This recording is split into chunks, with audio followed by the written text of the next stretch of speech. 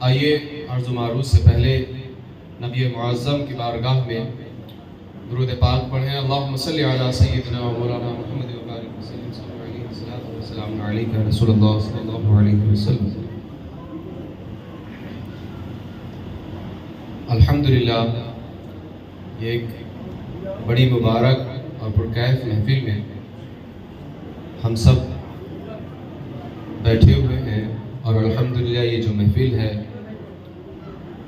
اس عظیم کتاب کے نام سے موصوف ہے اور اس کی نسبتوں سے متصل ہے، جو پوری انسانیت کے لیے ہدایت کا سرچشمہ ہے۔ الحمدللہ تو کیوں نہیں یہاں پر ہدایتیں ہوں گی، رحمتیں ہوں گی، اللہ رب العزت کی خصوصی برکتیں ہوں گی۔ اور مبارکباد ہے وہ والدین جنہوں نے اس مدرسے میں اپنے بچوں کو بھیجا، ورنہ ان کے پاس میں موقع تھے کہ دنیاوی علوم ان کو دیکھ کر کے دنیا کمائی جا سکتی تھی، لیکن انہوں نے اپنا وقت، اپنے بچوں کا وقت، اپنا سرمایہ، وہ ساری چیزیں اس مدرسے میں صرف کی اور اپنے بچوں کو یہاں پر ڈالا، اور آج الحمدللہ وہ حافظ قرآن کے طور پر آپ کے سامنے، آپ کے مسجد میں ہی آپ کے ساتھ میں جلوہ گر ہیں، اور انشاءاللہ ان بچوں کے سروں پر دستار انشاءاللہ سجائی جائے گی۔ لیکن یہ وہ والدین ہیں الحمدللہ، ان کی تعریف اور لائق تحسین ہے کہ الحمدللہ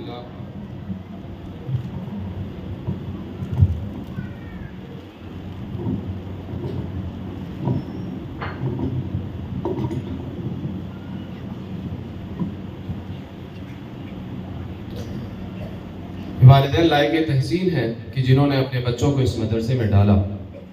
لیکن چونکہ یہ وقت الحمدللہ بچوں اور ان کے والدین سے متاثر ہے اور ان سے متعلق ہے، تو ضروری اور مناسب لمحہ ہے کہ والدین کی کچھ ذمہ داریوں اور ان کی تربیت پر کچھ باتیں کی جائیں، کیونکہ اگر آپ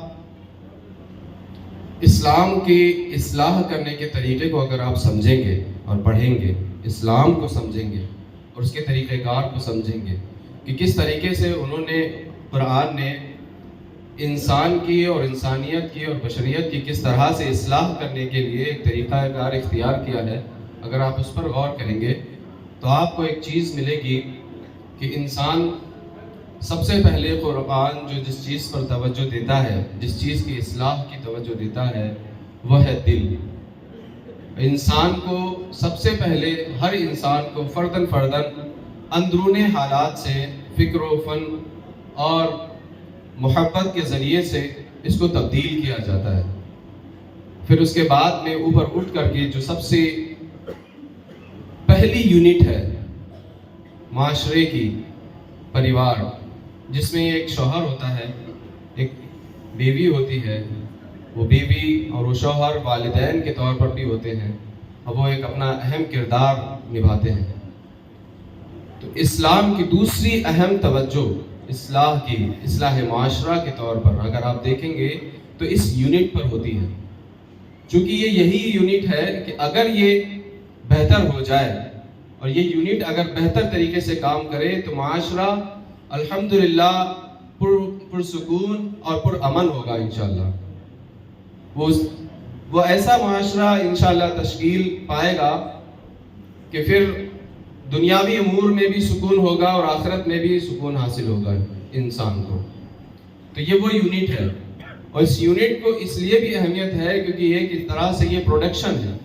انسان کا، انسانی معاشرے کا ایک پروڈکشن ہے کہ اگر یہ درست ہو جائے تو سارا معاشرہ، ساری چیزیں درست ہو جاتی ہیں، اور یہ وہ والدین ہیں جو پروڈکشن میں اہم کردار ادا کرتے ہیں، اور اسی وجہ سے قرآن پاک نے ان کو بڑی اہمیت دی ہے، والدین کو بڑی اہمیت دی ہے۔ کہیں تو والدین کے بارے میں قرآن پاک ارشاد فرماتا ہے وَبِالْوَالِدَيْنِ إِحْسَانًا، ایک مقام دیا کہ والدین کے ساتھ میں اتنا بڑا مقام دیا کہ والدین کے ساتھ میں احسان کرنا ہے، احسان کرنا ہے، ہر معاملے میں احسان کرنا ہے۔ اور پھر اس کے بعد میں اللہ رب العزت نے یہیں پر بس نہیں کیا، ان کے مقام و مرتبے کو اور بلند کیا، اور اللہ رب العزت ارشاد ہوتا ہے انشکر لی ولی والدیک، میرا شکر ادا کرو، اپنے والدین کا شکر ادا کرو۔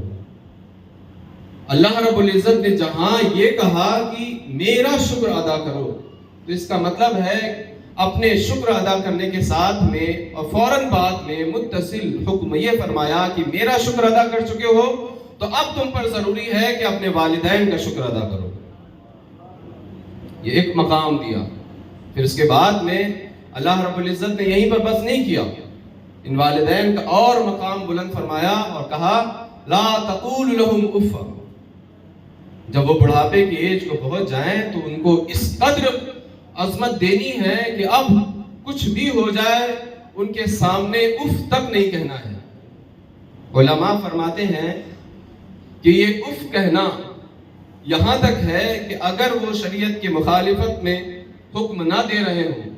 اور وہ بے جا تم پر ظلم یوں ہی کر رہے ہوں، تب بھی اس ظلم کے جواب میں بھی آپ کو اف نہیں کہنا ہے۔ یہ ہے مقام و مرتبہ کس کا؟ والدین کا۔ تو اس کا مطلب ہے کہ یہ والدین کا اتنا مقام و مرتبہ جو بلند کیا گیا ہے وہ یوں ہی نہیں کیا گیا ہے۔ کیوں؟ کیونکہ اگر کسی کے مقام و مرتبے کو بلند کیا جاتا ہے اور اس کو بہت اہم پروٹوکولز دیے جاتے ہیں تو اس کا مطلب ہے کہ اس کے پیچھے، اس کے نیچے، اس کے تحت اتنی ہی بڑی ذمہ داری بھی ہوتی ہے۔ آپ نے دیکھا ہوگا، یہ انسانی معاشرے کا حال بھی ہے کہ آپ نے دیکھا ہوگا پی ایم اور سی ایم کو دیکھیں جا کر کے، وہ بھی ہم جیسے ہی انسان ہیں، ان کے کوئی الگ سے پر نہیں لگے ہوتے ہیں، لیکن کنٹری کی اور اسٹیٹ کی ایک بڑی رسپانسبلٹی ان پر ہوتی ہے۔ اس رسپانسبلٹی کے بنا پر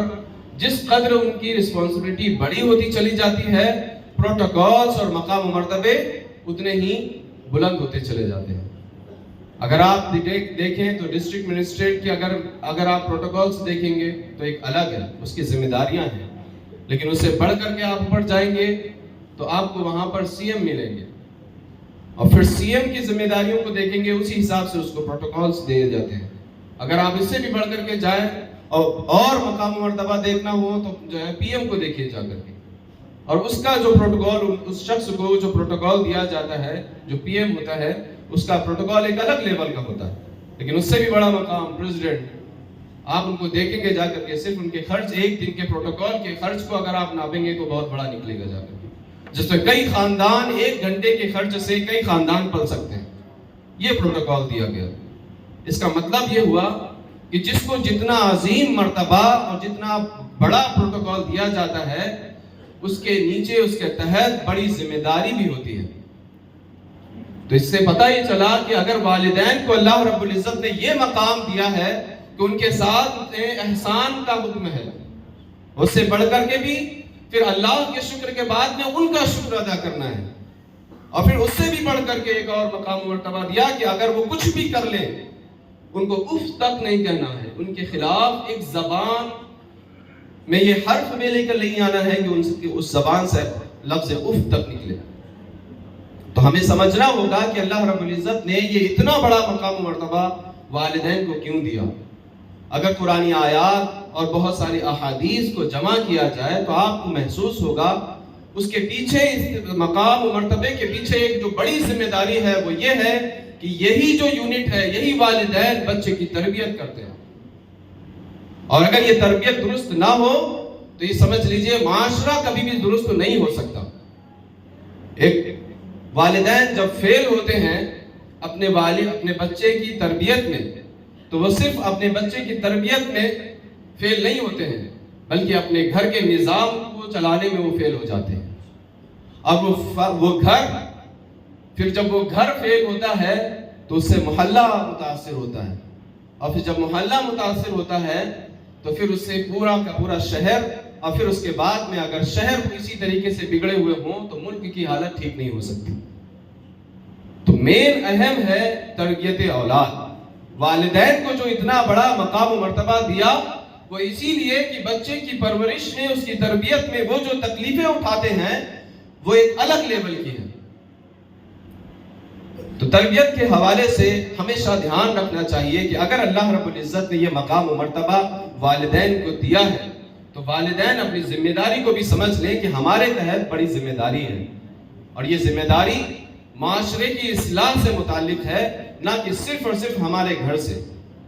کیونکہ ہم یہ سمجھتے ہیں کہ اب ہم والد بن گئے، والدین، اب تو ہم باپ کا درجہ ہمیں مل گیا، ماں یہ کہنے لگتی ہے کہ اب تو ہمارے پیروں کے نیچے جنت آ گئی، باپ یہ کہنے لگا اب تو میں جنت کا دروازہ بن گیا۔ یہ جنت کی دہلیز اور جنت کا دروازہ، اتنا جو ہے نا یہ مقام و مرتبہ حاصل کرنا اور اس پر فائز ہونا اتنا آسان نہیں ہے۔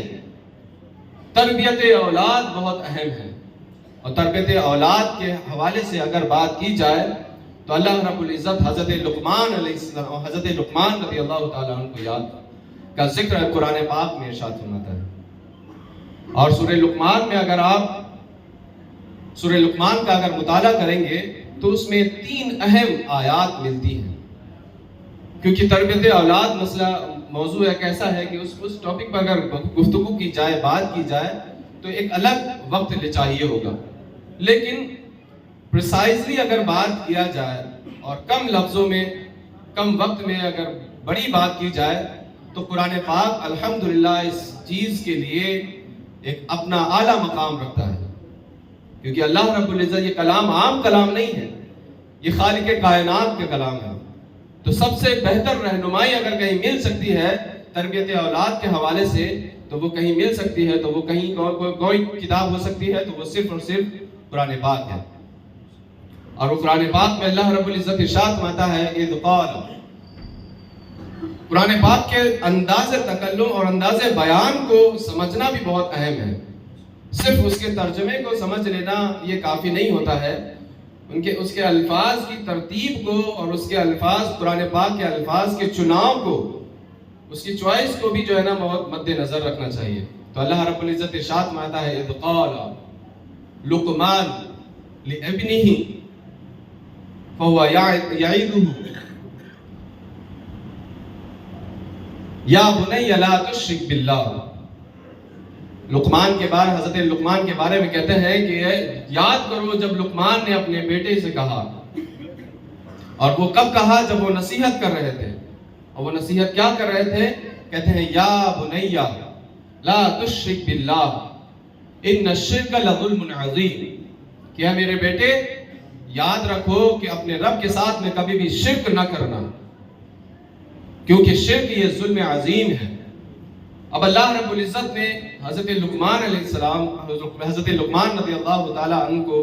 کہ جب اس قول کو یاد ذکر فرمایا تو اس میں سب سے پہلی جو بات یہی کہ لقمان نے جو سب سے پہلی نصیحت جو اپنے بچے کو کی وہ کس بات کی؟ توحید کی بات کی۔ توحید کا ایک اہم جز، عقائد و نظریات کا، اسلامی عقائد و نظریات کا ایک اہم جز، لا تشرک باللہ، اے میرے بیٹے اللہ سے شرک نہ کرنا۔ یہ شرک اسلام کا ایک بنیادی نقطہ ہے،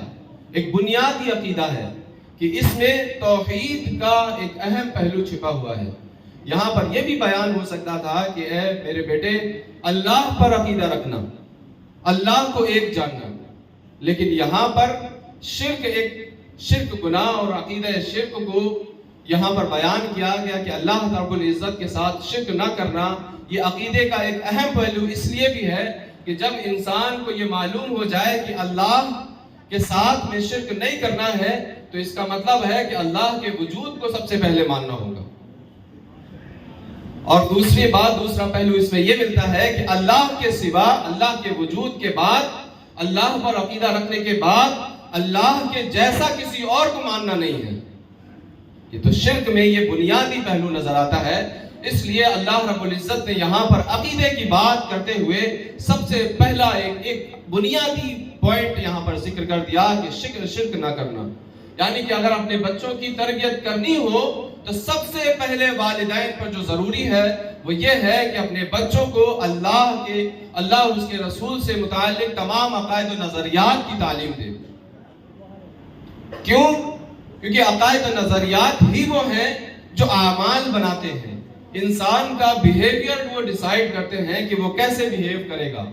اب وہ چاہے وہ اس کا بیہیویئر اندرونی حال ہو یا وہ ظاہر ہونے والا ہو، ہر طریقے کے احوال، ہر طریقے کے معاملات، ہر طریقے کے اعمال یہ متاثر ہوتے ہیں عقیدے اور نظریے سے. اور یہی وجہ ہے کہ اگر آپ دیکھیں گے، تاریخ کا مطالعہ کریں گے آپ، تو آپ کو معلوم ہوگا کہ جیسے جیسے فلسفے اور فلسفیز آف لائف یہ بدلی ہیں، ویسے ویسے انسانی معاشرہ بھی تبدیل ہوا ہے. ایک وہ زمانہ تھا کہ جس وقت آئیڈیلزم کا وہ زمانہ تھا کہ جب وہ یہ کہا جاتا تھا کہ نہیں، اگر بچے کو تعلیم و تربیت دینی ہے تو اس میں ایک مثالی ایک نقطہ نظر ہونا چاہیے کہ اس کے اخلاق و کردار کو بات کی جائے اور ایک آئیڈیل بچے کو پیش کیا جائے کہ اس طرح سے تم کو بننا ہے. اور جب تک یہ چیز رہی، معاشرے کا حال الحمدللہ یہ رہا کہ لوگ اللہ اور اس کے رسول صلی اللہ علیہ وسلم پر عقیدہ رکھنے والے اور معاشرے کو سدھارنے والے نظریات کے ساتھ متفق رہے ہیں. لیکن اس کے بعد میں پھر جیسے جیسے نظریات بدلے اور جیسے جیسے تعلیمات و تربیت میں فلسفے اور نظریات بدلے، انسانی معاشرہ بھی بدلتا رہا. اور آج اگر آپ دیکھیں گے تو عقائد و نظریات کو لے کر کے جس طریقے سے فراوانی اس زمانے میں ہے اور اسلام مخالف طاقتیں اور اسلام مخالف نظریے اس زمانے میں ہیں، پہلے کہیں نہیں پائے، پہلے کبھی نہیں پائے گئے. کیونکہ ایک زمانہ تھا کہ جس وقت تک اللہ کا انکار اور خالق کائنات کا انکار کرنے والا کوئی نہیں تھا. لیکن جب سے لبرلزم، آزاد خیالی کا نظریہ اس زندگی میں آیا ہے اور انڈیویجولزم یعنی کہ اپنی خود پسندی کا نظریہ جب سے تعلیمات و تربیت میں داخل ہوا ہے، اس وقت سے حال یہ ہے کہ اب لوگ عمومی طور پر جو جتنا پڑھا لکھا ہوگا وہ دیکھا یہ جاتا ہے، سنا یہ جاتا ہے، سمجھا یہ جاتا ہے اور مشاہدات میں ہے کہ وہ اللہ اور اس کے رسول سے اور مذہب سے اور جو ہے نا اسلام سے اتنا ہی دور ہو جاتا ہے. وہ کیونکہ وہاں پر بنیادی طور پر جو عقیدہ و نظریہ کام کر رہا ہوتا ہے اس میں خدا کا کوئی کانسیپٹ نہیں ہوتا ہے، کریٹر کا کوئی کانسیپٹ نہیں ہوتا ہے. اس وجہ سے آج کے زمانے میں ایک الحاد کا دورہ ہو رہا ہے. تو والدین کی سب سے بڑی ذمہ داری ہے کہ اگر وہ تعلیم و تربیت وہ دے رہے ہیں تو ان کو معلوم ہونا چاہیے وہ جو ایجوکیشن اور جو وہ تعلیم و تربیت وہ دے رہے ہیں، تعلیم و تربیت کا حال صرف اور صرف اندرون گھر نہیں ہوتا، بلکہ ایک بچہ تعلیم و تربیت ہر جگہ سے حاصل کرتا ہے. وہ گھر سے بھی حاصل کرتا ہے، وہ اسکول سے بھی حاصل کرتا ہے، وہ کالج یونیورسٹیز سے بھی حاصل کرتا ہے، اسی طریقے سے وہ معاشرے سے بھی حاصل کرتا ہے. تو معاشرے میں جو عقیدہ و نظریے اگر چل رہے ہوں گے تو وہی عقیدہ لا محالہ آپ چاہے جتنا یہ تکرار کرتے رہیں، چاہے جتنا آپ کا عقیدہ درست ہو، جس معاشرے میں، جس گھر میں، جس اسکول میں، جس عقیدہ نظریے کے ساتھ میں آپ کا بچہ تعلیم پا رہا ہوگا، وہ عقیدہ و نظریہ آپ کا بچہ ضرور اور ضرور لے رہا ہوگا. تو آپ اگر تعلیم و تربیت کے حساب سے اگر اپنے بچے کو اعلیٰ معیاری مقام دینا چاہتے ہیں تو وہ جو تعلیم و تربیت وہ حاصل کر رہا ہے جہاں کہیں بھی، آپ کو یہ معلوم ہونا چاہیے کہ وہاں پر کن عقائد و نظریات کے ساتھ میں اس کو تعلیم دی جا رہی ہے. تو اس لیے سب سے پہلے اللہ رب العزت کے وجود کا احساس آپ اپنے بچوں کے اندر ضرور پیدا کریں. اور آج جو ہم دیکھ رہے ہیں، جو جتنا زیادہ ایجوکیشن آگے جا رہا ہے، جتنا زیادہ کوئی انسان پڑھا لکھا ہوتا ہے، وہ کیوں خدا بیزار ہو جاتا ہے. اس کی مثال خود قرآن پاک میں اللہ رب العزت ارشاد فرماتا ہے. جب آپ پڑھنے اور تعلیم حاصل کرنے کی بات کریں گے تو اللہ رب العزت ارشاد فرماتا ہے قرآن پاک میں، اقرأ بسم ربک الذی خلق، کہ پڑھو اس رب کے نام سے، اپنے اس رب کے نام سے جس نے تم کو پیدا فرمایا. یہ بنیادی نقطہ نظر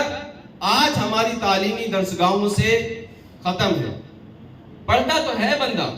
بچہ تعلیم تو حاصل کرتا ہے، لیکن اس کو یہ نظریہ دیا نہیں جاتا کہ یہ جو وجود اور جو علوم و فنون جس دنیا کے بارے میں وہ حاصل کر رہا ہے اس کا کوئی کریٹر ہے. جب اللہ رب العزت نے یہ خاص کر دیا کہ اپنے اس رب کے نام سے پڑھو، تعلیم و تربیت جو کچھ بھی ہے اس اگر حاصل کرو تو صرف اپنے اس رب کے نام سے جس نے تم کو پیدا کیا ہے. اگر اس نظریے کے ساتھ بچوں کو سائنس اور جو ہے تمام علوم دیا جائے تو بچہ کبھی بھی اللہ کے وجود کا انکار نہیں کر سکتا۔ یہ بہت اہم بات ہے۔ اب آپ کی سب سے پہلی ذمہ داری یہ بنتی ہے، ہماری بحیثیت والدین ہماری سب سے پہلی ذمہ داری یہ بنتی ہے کہ اللہ اور اس کے رسول سے متعلق میرے بچے کے ذہن و فکر میں عقائد و نظریات درست ہے کہ نہیں ہے۔ اگر نہیں درست ہے تو ہم ایک مجبور حیثیت ہے، ابھی مسلم معاشرے کی ایک مجبور حیثیت ہے کہ ہماری تعلیمی درسگاہیں نہیں ہیں، ہمارا ایک بہتر نظام نہیں ہے، ہمارا تعلیم میں ایک اعلیٰ مقام نہیں ہے۔ تو اس لیے جہاں بھی تعلیم و تربیت دیں، بچوں کو علماء کے ساتھ میں اور اہل حق کے ساتھ میں ضرور جوڑے رکھیں، تاکہ ان کو دل میں اللہ رب العزت کے وجود کا احساس پیدا ہوتا رہے۔ اگر آپ اپنے بچے کو تعلیم و تربیت دیتے رہے اور مدرسے میں صرف اور صرف قرآن پاک کی تعلیم آپ نے دے دی کہ جاؤ اپنے بچے کو قرآن پاک پڑھا دیتے ہیں اور باقی سب چیزیں ختم ہیں اور عقائد و نظریات کی کوئی بات نہیں ہے، ان کے ذہن و فکر میں جو سوالات اٹھ رہے ہیں وہ ان کا انتظام آپ نے، ان سوالات کے جوابات کا انتظام آپ نے نہیں کیا ہے، تو یہ سمجھ لیجئے آپ کی تربیت کی پہلی سیڑھی آپ نے جو ہے سمجھ لیجئے اپنی توڑ دی ہے۔ تو ضروری ہے عقائد و نظریات پر کام کریں، اور عقائد و نظریات کے حوالے سے صرف آج الہاد ہی نہیں کام کر رہا ہے، بلکہ اسلامی عقائد و نظریات کے خلاف تو عقائد و نظریات دیے ہی جا رہے ہیں، بلکہ اہل سنت والجماعت اور حق جماعت کے خلاف بھی عقائد و نظریات پیش کیے جا رہے ہیں۔ تو ضروری ہے کہ ہم ہر طرح سے اپنے بچوں کو علماء کے ساتھ میں، ایسے علماء جو باشعور علماء ہیں، ایسے لوگوں کے ساتھ میں، ایسے علماء کے ساتھ میں تربیت دیں، ان کے ماحول میں ان کو بیٹھا لیں، مشائخ کے ساتھ میں۔ یہاں پر ایک پوائنٹ میں آپ کو اور ذکر کر لوں، جب اللہ رب العزت کو تربیت کے حوالے سے کچھ ذکر کرنا مقصود ہوا تو سب سے پہلی بات کس کی ذکر کی؟ حضرت لقمان کی بات کو ذکر کیا، ڈائریکٹلی بات کو یہاں پر پیش نہیں کیا۔ اسی وجہ سے میں کہتا ہوں کہ قرآن پاک کو جب بھی پڑھیں تو اس کے الفاظ کی تعیین کو بھی جو ہے نا مد نظر رکھیں۔ حضرت لقمان کے حوالے سے تعلیم و تربیت کی بات کی گئی۔ کس نے کہا؟ اذ قال لقمان لابنہ، لقمان نے کہا اپنے بیٹے سے۔ تو اس کا مطلب یہ ہے کہ عقائد و نظریات جب بھی تعلیم دینی ہو تو ایسے محبوب بندوں کے ذریعے سے دی جائے جو اللہ کے نزدیک محبوب ہیں۔ تو جب بھی یہاں پر حضرت لقمان کا ذکر اس لیے بھی آیا کہ ہم کو یہ بات معلوم ہو جائے کہ جب بھی عقائد و نظریات کی تعلیم دینی ہو تو ایسے بندوں کے ذریعے سے دی جائے، ایسے بندوں کے عقائد و نظریات سے متاثر کیا جائے جو اللہ کے محبوب بندے ہیں۔ تو ایسے لوگ وہ کون ہیں؟ علماء اکرام ہیں، اور جو حق پر پرستی کرنے والے لوگ ہیں، تقوی شعار لوگ ہیں، ان کے ساتھ میں ماحول دیا جائے اپنے بچوں کا۔ اگر آپ نہیں دیتے ہیں تو آپ کا ایک بنیادی کردار کا ایک اہم پہلو آپ کا وہ ادا نہیں ہوگا۔ دوسرا، جب بات آئی عقیدے نظریے کی، پھر اس کے بعد میں اللہ رب العزت نے ایک اور آیت ذکر فرمائی۔ اس میں اللہ رب العزت نے حضرت لقمان کا ایک اور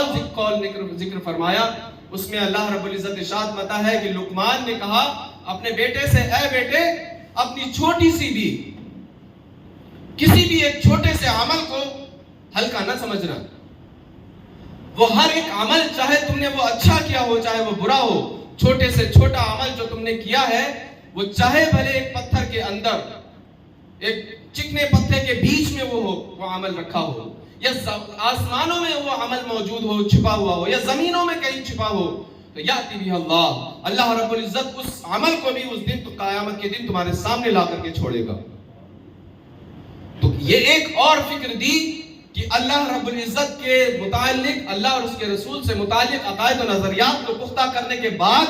اپنے بچے کے دل میں یہ احساس پیدا کرنا بہت ضروری ہے کہ اللہ ہر ایک چیز کا حساب لینے والا ہے، اور ہر ایک چیز وہ کیا ہو سکتی ہے؟ وہ ایک چھوٹا عمل بھی ہو سکتا ہے۔ ایک چھوٹا سا عمل، مطلب اگر ایک چھوٹی سی نیکی بھی کی ہے، اللہ رب العزت اس کا اجر بھی تم کو دے گا، اور ایک چھوٹا سا گناہ جو تم نے کیا ہے وہ صرف اس لیے کر لیا تھا، یہ سمجھ کر کے کر لیا تھا کہ نہیں، ارے یہ تو چھوٹا سا عمل ہے، کر لو، تو جان لو یاتی بھی اللہ، اس ایک چھوٹے سے گناہ کو بھی اللہ رب العزت تمہارے سامنے لا کر کے رکھے گا۔ بیٹے یہ عقیدہ تمہیں جو ہے نا ہمیشہ اپنے ذہن میں رکھنا ہے۔ یہ تعلیم و تربیت کے حوالے سے ایک اہم پہلو ہے کہ اللہ کا ذکر کا احساس، اللہ کے وجود کا احساس اور اس پر حساب و معاملات کا جو ہے نا عقیدہ دینا اور اس کو اپنے بچوں کے اندر راسخ کرنا، یہ دوسرا اہم پہلو ہے۔ اور اگر آپ نے یہ سمجھ لیجئے، اگر آپ نے یہ احساس پیدا کر دیا اپنے بچوں کے اندر،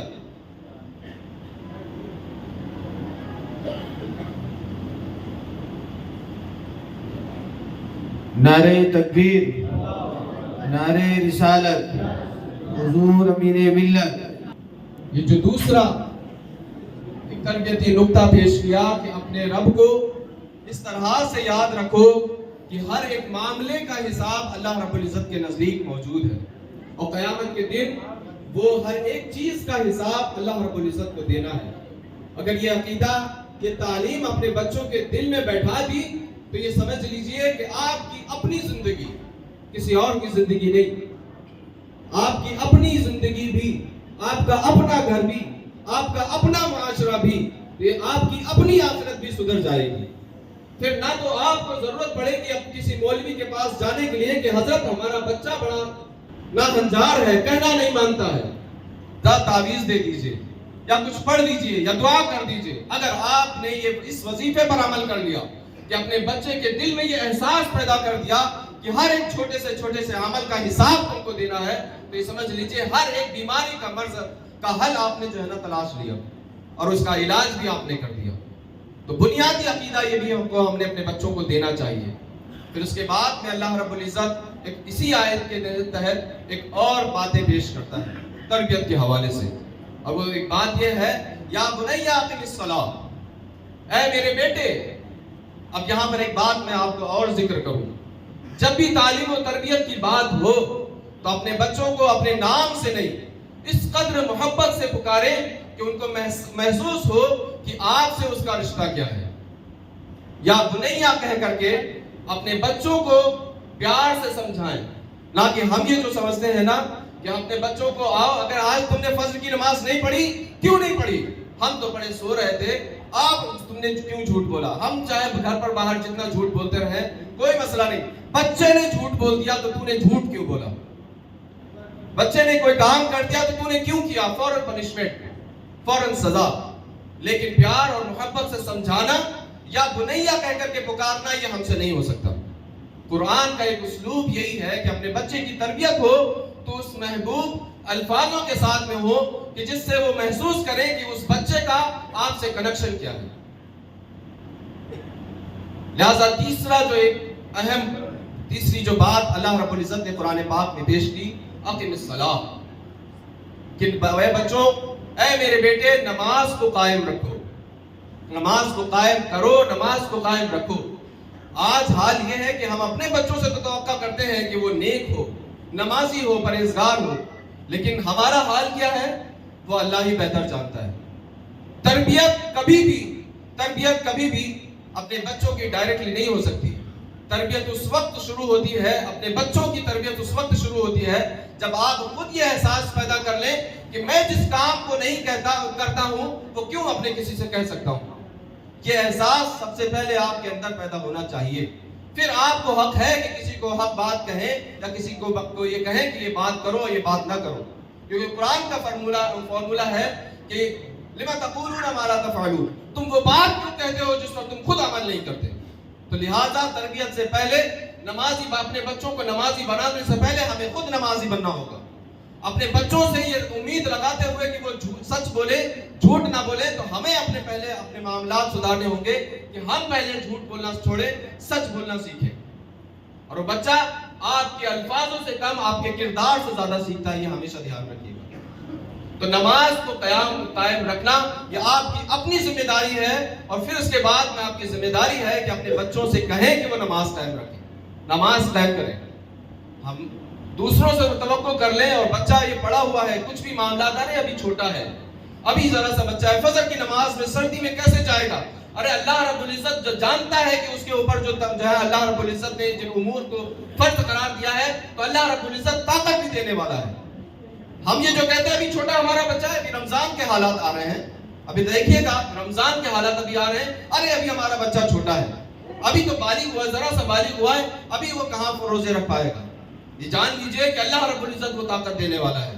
اور اللہ رب العزت وہی چیزوں پر مکلف کرتا ہے اپنے بندوں کو جس کی وہ طاقت رکھتے ہیں۔ اگر یہ عقیدہ آپ کے اندر مضبوط ہے تو اپنے بچوں کو کبھی بھی روزے سے نہیں روکیں گے،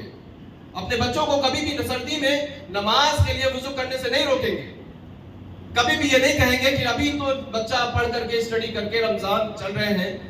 امتحانات ایگزامز چل رہے ہیں، ابھی تو رات میں دیر لیٹا تھا، ابھی فجر کے ٹائم اٹھے گا تو نیند خراب ہوگی، یہ نہیں کہہ سکتے آپ۔ اگر عقیدہ آپ کے اندر یہ درست ہے کہ اللہ رب العزت نے طاقت بھر حکم دیا ہے، اگر یہ عقیدہ موجود ہے تو آپ کے منہ سے یہ قول بالکل جو ہے نا زیب نہیں دیتا۔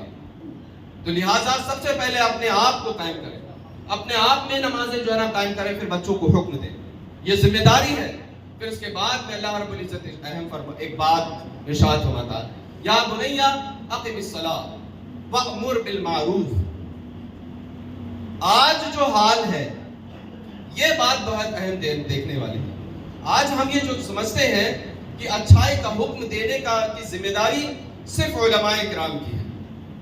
صرف ہمارے اچھے لوگوں کی ہے جو مسجد میں بیٹھتے ہیں، اور برائی سے روکنے کی ذمہ داری بھی انہی کی ہے۔